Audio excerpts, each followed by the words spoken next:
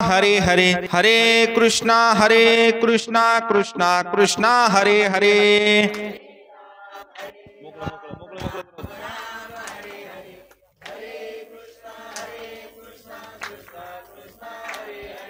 हरे राम राम राम हरे हरे, हरे कृष्णा कृष्णा कृष्णा हरे हरे।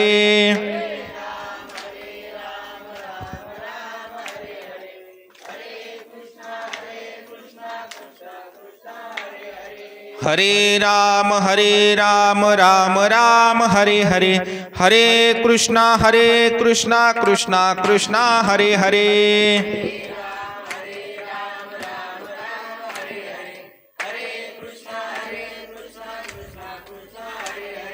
हरे राम राम राम हरे हरे, हरे कृष्णा कृष्णा हरे हरे।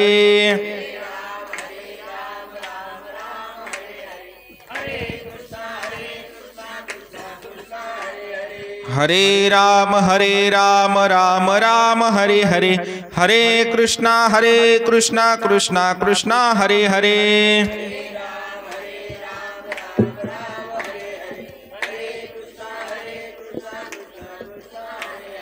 हरे राम राम राम हरे हरे, हरे कृष्णा कृष्णा हरे हरे।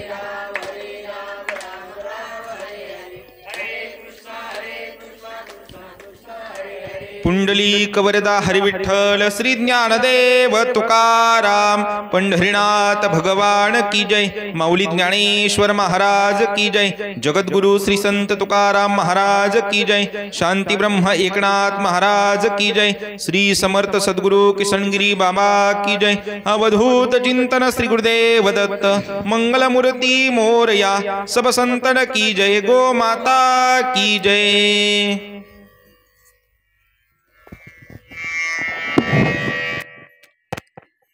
गजाननं भूतगणादिसेवितं कपित्थजम्बूफलचारुभक्षणम् उमासुतं शोकविनाशकारकं नमामि विघ्नेश्वरपादपङ्कजम्। अजं रुक्मिणीप्राणसञ्जीवनन्तं परं धाम कैवल्यमेकं तुरीयं, प्रसन्नं प्रपन्नार्तिहदेव देवं परब्रह्मलिङ्गं भजे पाण्डुरङ्गम्। ब्रह्मानन्दं परमसुखदं केवलं ज्ञानमूर्तिं, द्वन्द्वातीतं गगनसदृशं तत्त्वमस्यादिलक्ष्यम्, एकं नित्यं विमलमचलं सर्वधी साक्षिभूतं, भावातीतं त्रिगुणरहितं सद्गुरुं तन्नमामि।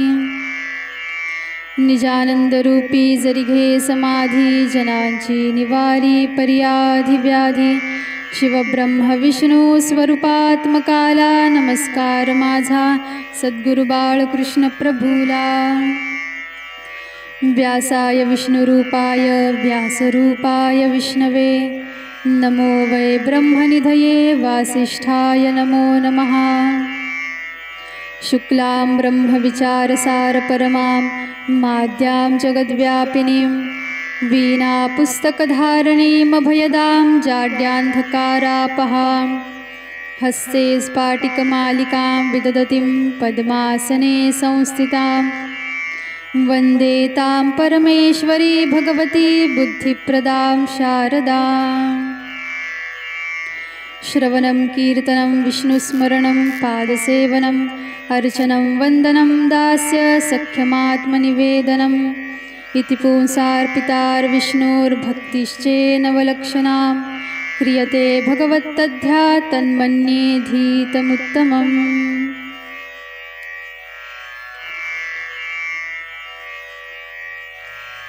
एकादशीच्या पर्वकाळानिमित्त आरंभ झालेली सेवा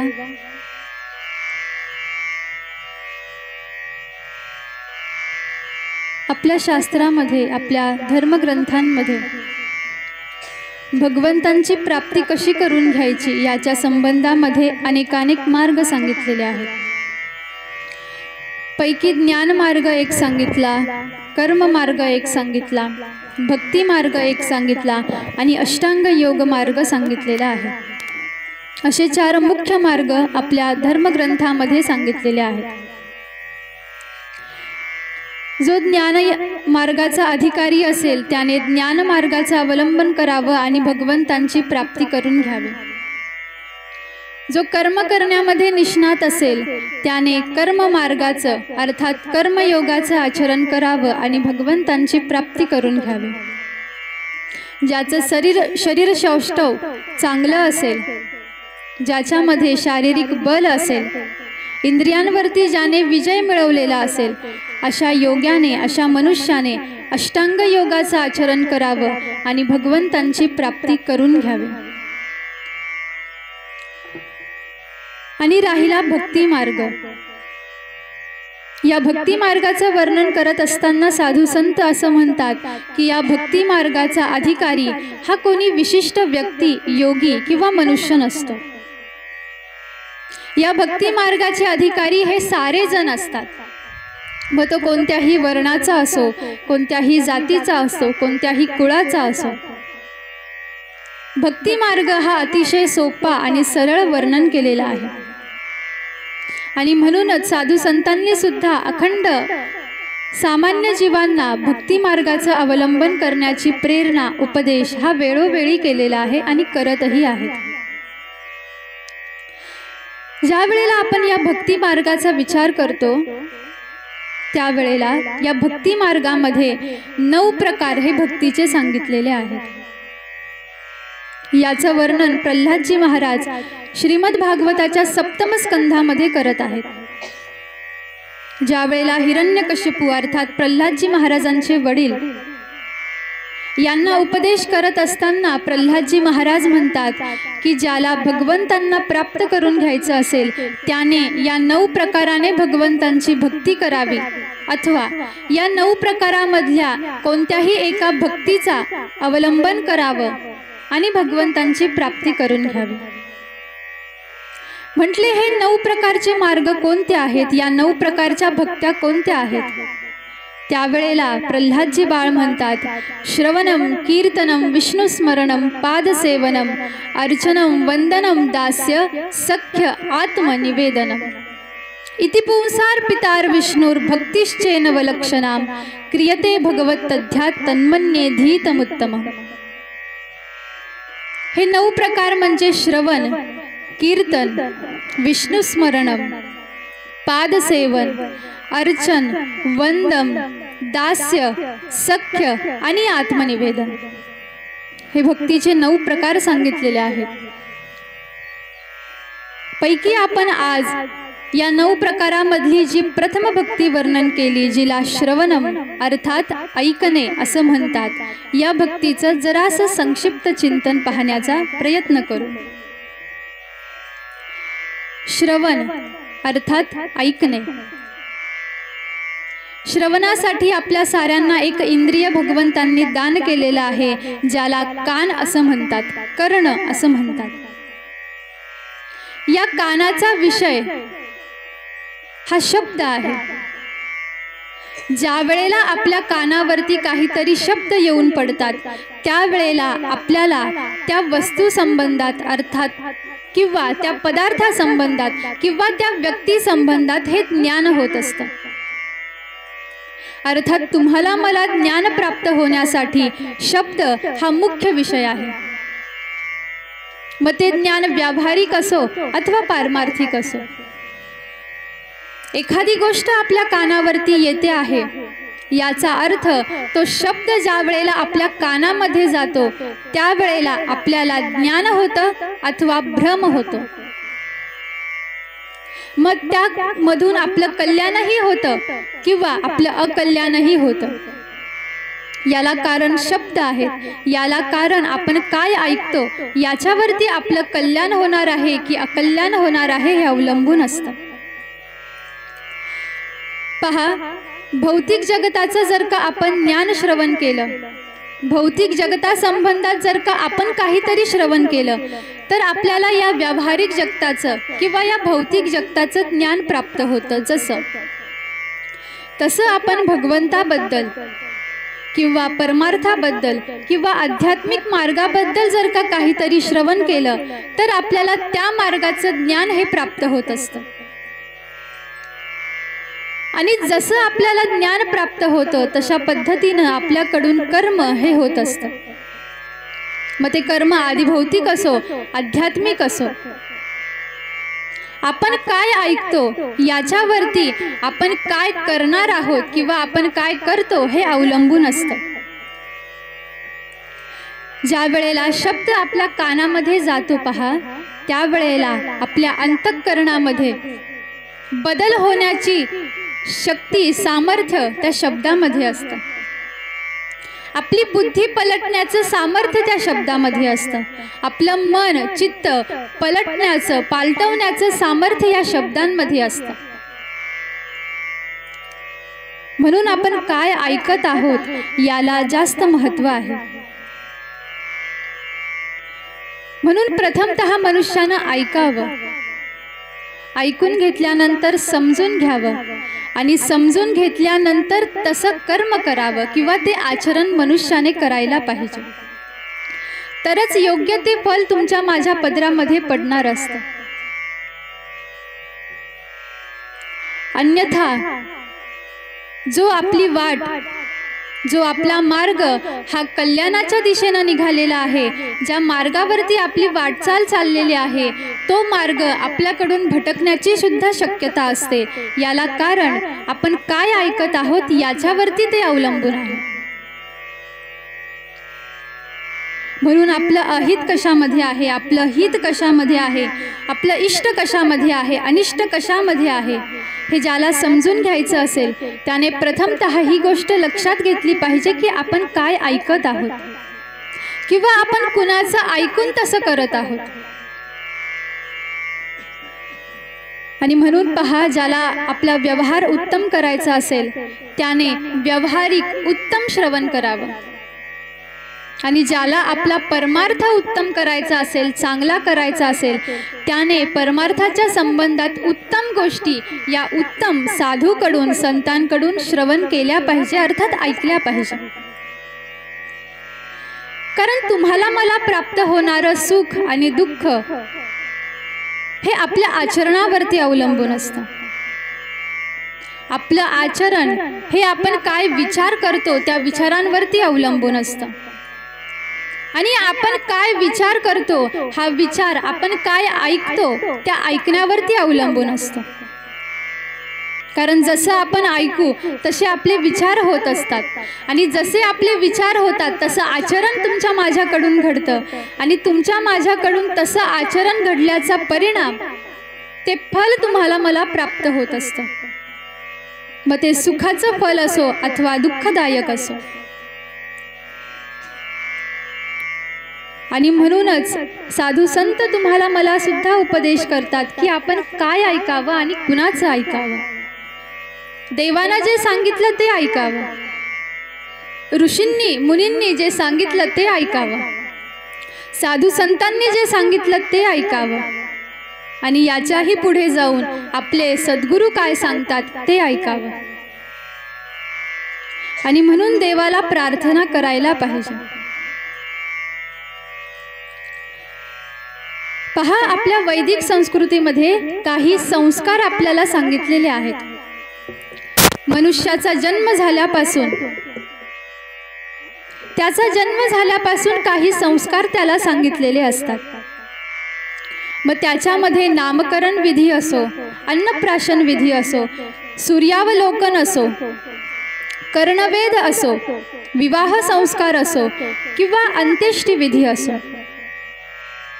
परंतु बहुतांशी आपल्या साऱ्यांना विवाह संस्कार आणि अंत्यविधी संस्कार हे दोन संस्कार ज्ञात आहेत, अर्थात माहीत आहेत। पहा, आपल्या संस्कृतीमध्ये एक संस्कार सांगितला गेला, त्या संस्काराला कर्णवेद असं म्हणतात। हा कर्णवेद नावाचा संस्कार काय आहे?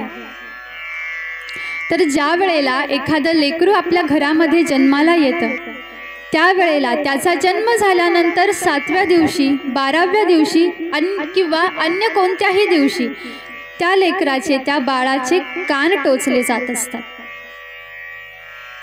आणि ज्या वेळेला त्याचे कान टोचतात त्यावेळेला त्याचे वडील, त्याचे पिता हे त्या लेकराच्या कानामध्ये एक मंत्र गायन करतात. ओम भद्रं कर्णेभिः शृणुयाम देवाः भद्रं पश्येमाक्षभिर्यजत्राः. अशा प्रकारचा मंत्र त्या बाळाच्या कानामध्ये त्याचे वडील त्याला ऐकवत असतात. या मंत्राचा अर्थ काय आहे? भद्रं कर्णेभिः शृणुयाम देवाः. त्यावेळेला जो मंत्र गायन केला जातो त्यावेळेला त्याचा भाव असा आहे की हे हरी, भद्रं कर्णेभिः, हे जे कान तू मला दान केलेले आहेत तर या कानाकडून, अखंड माझ्याकडून, शृणुयाम देवाः, अर्थात अखंड जीवनभर माझ्या कानांकडून काहीतरी चांगलं ऐकण्यात यावं. भगवंतांचे गुण, भगवंतांची कथा, संतांचं चरित्र माझ्या कानाकडून अखंड ऐकण्यात यावं अशी प्रार्थना असते. आणि ज्या वेळेला आपल्या लक्षामध्ये येतं की आपल्याकडून काहीतरी चांगलं ऐकलं गेलं नाही त्यावेळेला समजून जावं की आपला हा जो कर्णवेध नावाचा संस्कार आहे हा झालेला नाही. आणि म्हणूनच समाजामध्ये ज्या वेळेला तुम्ही मी पाहतो महाराज, त्यावेळेला चांगलं ऐकण्याची जिज्ञासा असलेले फार कमी श्रोते आढळतात. काहीतरी माझ्या कल्याणाचं, माझं जीवन जगत असताना, मी जीवन व्यतीत करत असताना माझं जीवन हे कशा प्रकारे चांगलं होईल, जीवन जगण्याची कला मला कशी प्राप्त होईल, या जिज्ञासाने फार कमी श्रोते या समाजामध्ये साधू संतांजवळ गेलेले तुम्ही मी पाहतो. हे कशामुळे होतं? कारण आपण काय ऐकायला पाहिजे आणि काय नाही ऐकायला पाहिजे याचं ज्ञान त्यांना नाही. आणि म्हणून पहा, सावध असलं पाहिजे मनुष्याने. हे जे कान आपल्याला दिलेले आहेत, या कानाचा आपण शृंगार करतो. स्त्रियांकडे पाहिलं त्यावेळेला कानामध्ये नाना अलंकार, कर्ण, कुंडले परिधान करतात. पण हेच या कानाचं सौंदर्य आहे का? असा प्रश्न ज्या वेळेला नाथबाबांना केला त्यावेळेला नाथबाबा एकनाथी भागवतामध्ये म्हणतात की हे जे कान आहेत याचा मुख्य अलंकार काय आहे, किंवा या कानाने, हे कान कशाने सुशोभित होतात? त्यावेळेला नाथबाबा म्हणतात, जडित कुंडले मंडित कान, ते श्रवणासी नोहे भूषण, श्रवणासी श्रवणभूषण, श्रवणे श्रवण सार्थक. कानामध्ये एखादा अलंकार घातला, सोन्याचा, चांदीचा अथवा मोती घातला तर हे कानाचं शोभीकरण नाही. मग कान कशाने सुशोभित होतात? त्यावेळेला श्रवणे श्रवण सार्थक. ज्या वेळेला या कानांकडून उत्तम अशा प्रकारचं श्रवण घडेल, स्वतःच्या परमकल्याणाचं काहीतरी चार गोष्टी या कानामधून अंतःकरणामध्ये प्रवेश करतील, त्यावेळेला या कानाने ऐकलेलं जे चांगलं आहे ते सार्थक होत असतं. अर्थात काहीतरी चांगलं ऐकणं हे या कानाचं शोभीकरण आहे, हा या कानाचा अलंकार आहे असं म्हणतात. आणि म्हणून शास्त्रज्ञान ज्याला करून घ्यायचं आहे त्याने सहा शास्त्रांचं श्रवण करावं. ज्यांना उपनिषद समजून घ्यायचे आहेत त्यांनी उपनिषदांचं श्रवण करावं. आणि ज्यांना असं वाटतं की माझ्या हृदयामध्ये, माझ्या अंतःकरणामध्ये भगवंत किंवा भगवंतांचे चरणारविंद हे माझ्या हृदयामध्ये येऊन स्थित व्हावे किंवा प्रगट व्हावे, त्याने अखंड भगवंतांचं चरित्र, साधूंचं चरित्र हे श्रवण करायला पाहिजे. यस्या श्रवण मात्रेन हरिश्चित्तम समाश्रयेत, हे सूत्र श्रीमद भागवत तुम्हाला मला या ठिकाणावरती दान करत आहे की भगवंतांचे, साधू संतांचं चरित्र श्रवण केल्याचा परिणाम, यस्या श्रवण मात्रेन परिणाम काय होतो? हरिश्चित्तम समाश्रयेत, जे भगवंत आहेत, जे सद्गुरू आहेत, ते सद्गुरू आपल्या हृदयामध्ये निवासाला येत असतात. म्हणून पहा, लक्षात घ्या, आपण जे ऐकतो ते आचरण आपल्याकडून घडतं. जसं आचरण तुमच्या माझ्याकडून घडतं तसं फल तुम्हाला मला हे प्राप्त होत असतं. जशी कृती तुमच्या माझ्या इंद्रियांकडून होत असते, त्या कृतीचं जे फल आहे ते वाईट असो अथवा चांगलं असो, ते भविष्यात तुम्हाला मला हे प्राप्त होणारच असतं. आणि म्हणून ज्याची अशी इच्छा असेल ना की माझं परमकल्याण कसं होईल, अशा मनुष्याने अखंड सतशास्त्र श्रवण करायला पाहिजे. ज्या वेळेला आपण तुकोबारायांकडे पाहतो त्यावेळेला तुकोबाराय सुद्धा भगवंतांना वेळोवेळी प्रार्थना करतात की कान भरोनिया ऐकेन तुझी कीर्ती, असं तुकोबाराय भगवंतांना म्हणतात. मला जर का काहीतरी ऐकायचंच आहे, या कानाने जर का माझी इच्छा असो अथवा नसो, या कानातून काही ना काही जर का माझ्या अंतःकरणामध्ये जाणार आहे, तर काहीतरी वाईट ऐकण्यापेक्षा, एखाद्याची निंदा ऐकण्यापेक्षा, एखाद्याबद्दल काहीतरी वाईट ऐकण्यापेक्षा मी कान भरोनिया ऐकेन तुझी कीर्ती.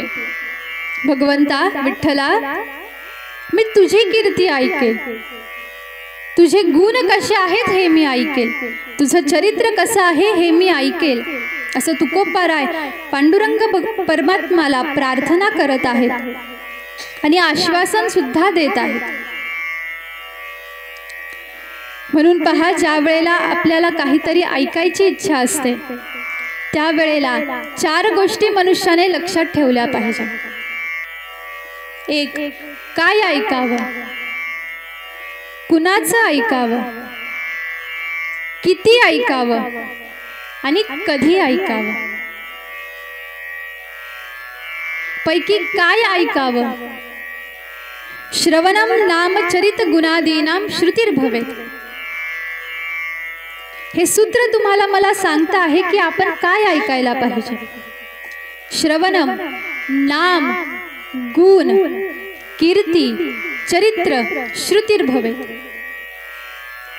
आपल्याला ऐकायचंच आहे ना, भगवंतांचं नाम ऐकावं, भगवंतांचं चरित्र ऐकावं, भगवंतांचे गुण ऐकावे, भगवंतांची कीर्ती ऐकावी. आणि हे कुणाकडून ऐकावं?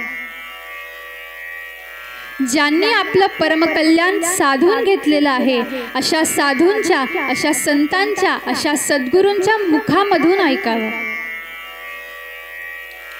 कधी ऐकावं? या देहाचा नाश होण्याच्या अगोदर ऐकून घ्यावं महाराज. आणि किती ऐकावं? जोपर्यंत आपण जे ऐकतो आहोत त्या शास्त्राचं ज्ञान आपल्याला होत नाही, किंवा जोपर्यंत या जगण्याचा अर्थ तुम्हाला मला कळत नाही, तोपर्यंत अखंड ऐकत राहावं, अखंड. आणि ज्या वेळेला आपण असं आचरण करू त्यावेळेला तुमचं माझं परमकल्याण हे निश्चित आहे. आणि तसं पाहायला गेलं तर मनुष्य कुणाचं नाही ऐकत. आईचं ऐकतो, वडिलांचं ऐकतो, भावाचं ऐकतो, इष्टमित्र सगळे संबंधियांचं ऐकतो. कुणाचं ना कुणाचं मनुष्य ऐकतच असतो. आणि जसं तो ऐकतो तसा तो घडत असतो अथवा बिघडत असतो. मग कुणाचं काहीतरी ऐकण्यापेक्षा, स्वतः बिघडवून घेण्यापेक्षा, ज्यांनी स्वतःचं परमकल्याण साधलेलं आहे अशा साधूंच्या मुखातून परमकल्याणाच्या गोष्टी मनुष्याने का ऐकू नये? स्वतःचं परमकल्याण कसं करून घेता येईल हा मार्ग साधू संतांच्या मुखामधून का ऐकू नये महाराज? पहा, या जगामध्ये तुम्हाला मला सांगणारे किती जरी असले तरी सुद्धा सांगणारा हा स्वतःच्या स्वार्थासाठी सांगतो आहे का खरंच समोरच्याचं परमकल्याण त्याला करून घ्यायचं आहे, हा सुद्धा विचार महत्त्वाचा आहे. कारण या जगामध्ये सांगणारे काही कमी नाहीत. एखादा सांगतो तुम्हाला मला याच्या पाठीमागे त्याचा स्वार्थ सुद्धा असू शकतो, पण स्वतःचा विचार न करता समोरच्याचं दुसऱ्याचं परमकल्याण करून घेण्यासाठी जे तत्पर असतात त्यांना भगवंत, त्यांना साधू संत सद्गुरू असं म्हणत असतात. आणि अशा महापुरुषांच्या मुखामधून अखंड ऐकायला पाहिजे. भगवंत तुम्हाला मला सांगतात, भगवंत काय सांगतात हे जर ऐकायचं असेल तर वेद ऐकावे. ऋषी काय सांगतात हे जर ऐकायचं असेल तर 6 शास्त्र, उपनिषद, पुराण ऐकावे. संत काय सांगतात हे जर ऐकायचं असेल तर संतांचे अभंग ऐकावेत. ज्ञानोबाराय तुम्हाला मला काय सांगतात हे जर ऐकून घ्यायचं असेल तर ज्ञानेश्वरी ऐकावी, अमृतानुभव ऐकावं, हरिपाठ ऐकावा, ज्ञानोबारायांच्या विरहिणा ऐकाव्या. नाथ महाराज तुम्हाला मला काय सांगतात हे जर ऐकायचं असेल तर एकनाथी भागवत ऐकावं, भावार्थ रामायण ऐकावं, हस्तामलक ऐकावं, रुक्मिणी स्वयंवर ऐकावं. अर्थात आपल्या परमकल्याणाच्या ज्या गोष्टी आहेत त्या तुम्हाला मला ह्या साधू संतांकडून, भगवंतांकडूनच प्राप्त होणार आहेत, आपल्या सद्गुरूंकडूनच प्राप्त होणार आहेत. भलेही एखादा मनुष्य किती जरी आपल्याला आश्वासन देऊन सांगत असला की मी हे जे सांगतो आहे हे तुझ्या कल्याणाचं आहे, पण तरी सुद्धा लक्षात घ्या, जोपर्यंत त्याच्या सांगण्याला साधू संतांचं प्रमाण प्राप्त होत नाही, भगवंतांचं सद्गुरूंचं प्रमाण प्राप्त होत नाही, तोपर्यंत त्याने सांगितलेली गोष्ट ही कल्याणाचीच असेल असं सांगता येत नाही. म्हणून आधी प्रमाण पहावे, साधू संत काय सांगतात हे पहावं. आणि पहा, या श्रवण भक्तीचा जर का विचार केला तर या 9 भक्तींमध्ये ही जी श्रवण भक्ती आहे ही अतिशय सोपी वर्णन केलेली आहे. इतकी सोपी की ज्याचं वर्णन करताना ज्ञानोबाराय म्हणतात की ही श्रवण भक्ती करत असताना मनाचा मारून न करता, इंद्रिया दुःख न देता, एथ मोक्षू असे आयता श्रवणाची माझी. ही भक्ती करत असताना मनाला कोणत्याही प्रकारे आपल्याला बांधून ठेवावं लागत नाही किंवा इंद्रियांना, शरीराला काही कष्ट द्यावे लागत नाही. एथ मोक्षू असे आयता, मोक्ष आपल्याला आयता प्राप्त होतो. कशामुळे? श्रवणाची माझी. या श्रवण भक्तीचा अवलंब जर का तुम्ही मी केला, ही श्रवण भक्ती जर का तुम्ही मी केली तर आयता मोक्ष आपल्याला प्राप्त होतो आहे, आयता भगवंत तुमच्या माझ्या समोर प्रकट होतो आहे. कशामुळे? केवळ श्रवण केल्यामुळे. आणि अशी इतकी सोपी ही जी श्रवण भक्ती आहे महाराज, हे श्रवण कसं करावं, हे श्रवण कसं केल्याचा परिणाम की तुम्हाला मला तो परमलाभ आपल्या पदरामध्ये येऊन पडेल, याचं उत्तर सुद्धा ज्ञानोबारायच तुम्हाला मला दान करतात. जैसे शारदेची चंद्र कळे, माझी अमृतकन कोवळे, ते वेचिती मने मवाळे चकोरत लगे.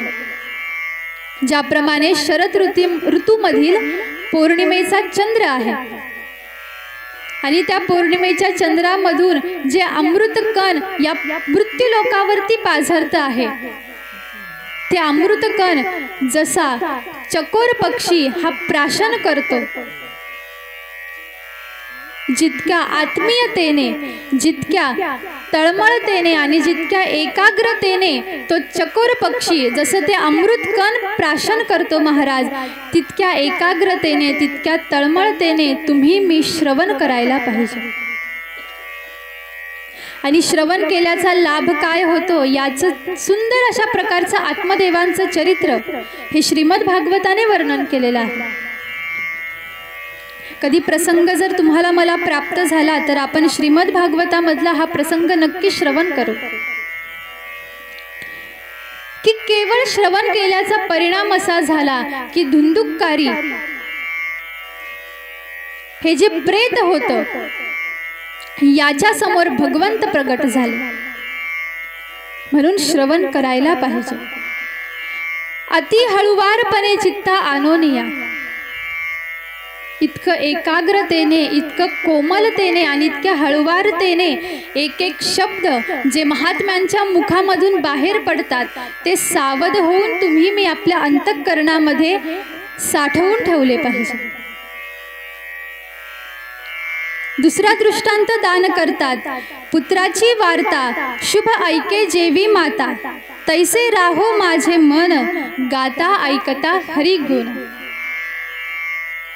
एखाद्या आईचं लेकरू हरवलेलं आहे, ती कित्येक वेळांपासून त्याचा शोध घेते आहे, परंतु त्याचा शोध लागत नाही।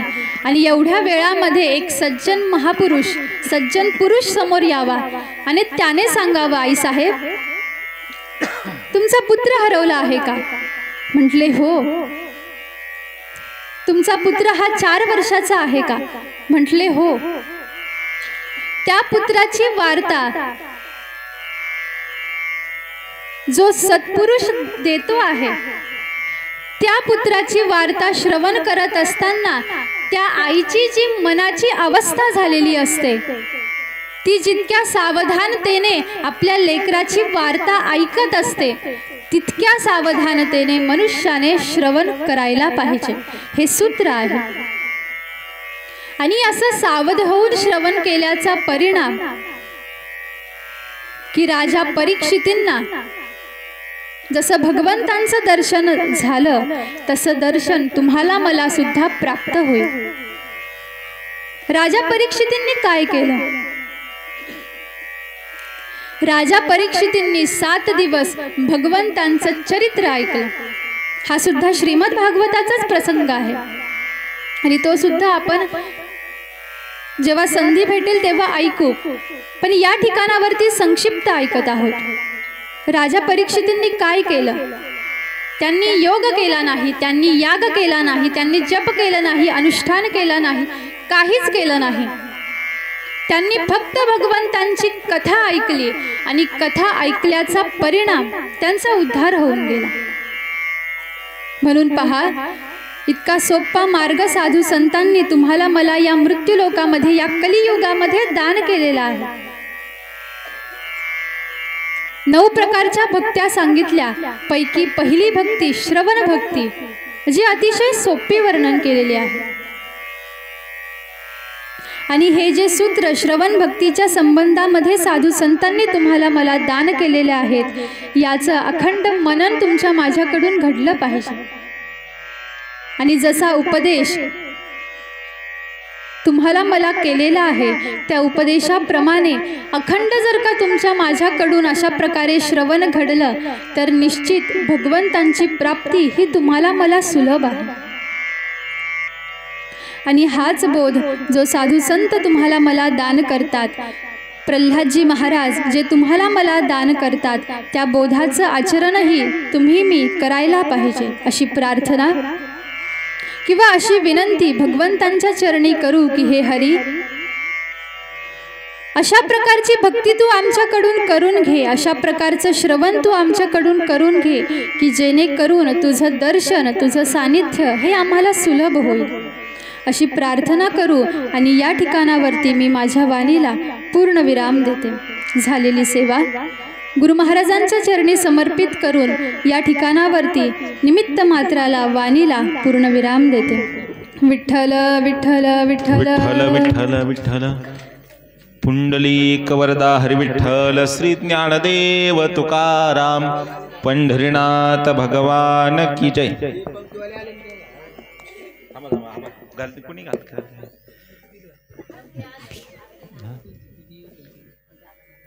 पंक्तीचे कोण यजमान? काकांचे। लाल बटन